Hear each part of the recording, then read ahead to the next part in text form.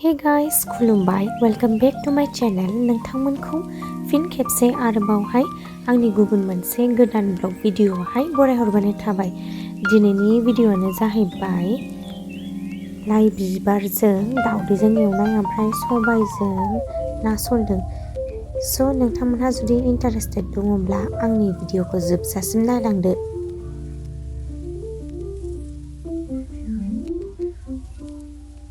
लाइ बिबारजों दाउदै सबाय रुनोसै, संख्रिखौ होखानोसै आरोना रुनायावहाय। फारसेथिंजाय सबाय रुनोसै, फारसेथिंजाय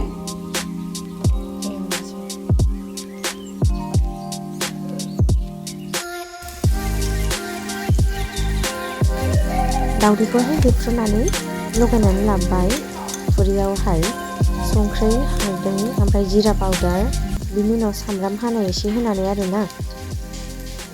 बिनि उनावहाय लाइ बिबारखौ एवनो थाखाय थाव सेरबाय, सामब्राम गोजा, बानलु थाइनै होनानै आरोना।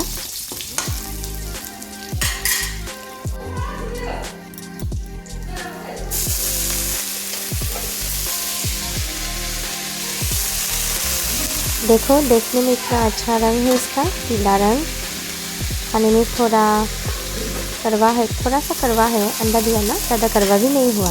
देखने में भी इतना खूबसूरत और खाने में भी इतना ही स्वादिष्ट है। तो देखिए जाओ आप सब।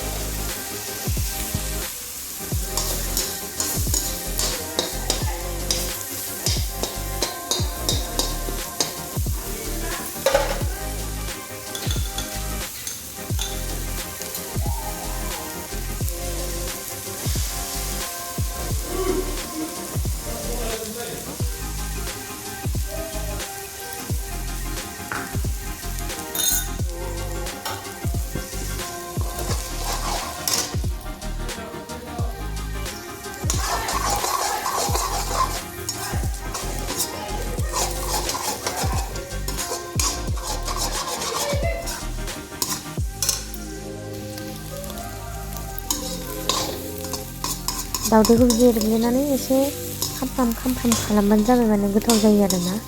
भुजिया, दाउदै भुजिया टाइप। बियो मोनबाय, बेखौ एबार खांनानै दोननोसै आङो टिफिनावहाय।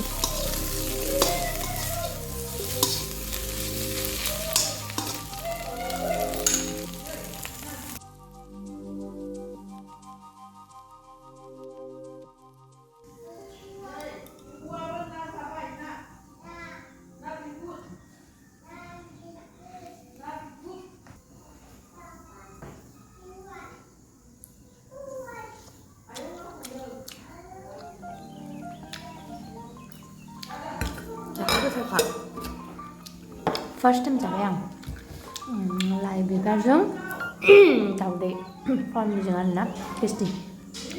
नोंथांमोनाबो बानायनानै जानो हागोन आरोना बे रेसिपिखौहाय। लोगोफोर, नै बियो जाहैबाय ना सल।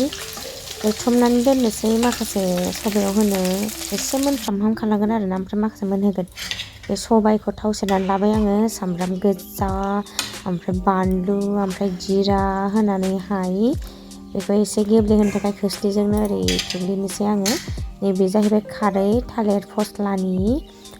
बांद्राय गोबाब जाया बियो, माने जोंहा दै एसे माबा होनानै बानायदों नालाय होनानै। नैबे जाहैबाय गंगार हाजोनि गंगार दुन्दिया ओमफ्राय दुन्दिया।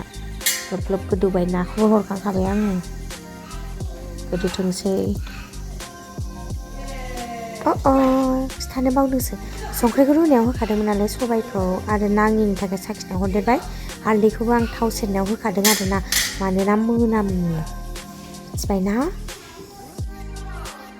सबायजों नाजों, ना सलजों, ओमफ्राय दहायनि एवनाय